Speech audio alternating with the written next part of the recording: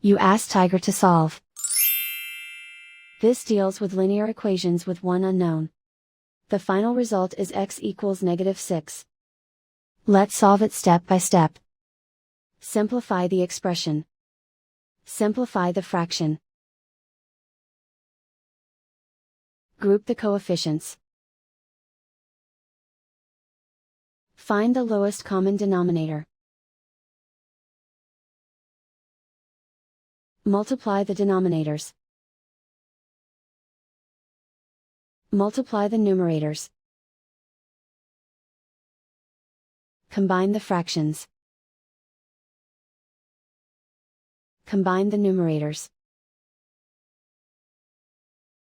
Isolate the x. Multiply both sides by inverse fraction 6/13.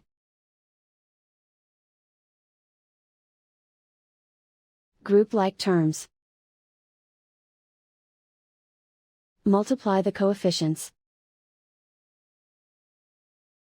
Simplify the fraction. Multiply the fractions.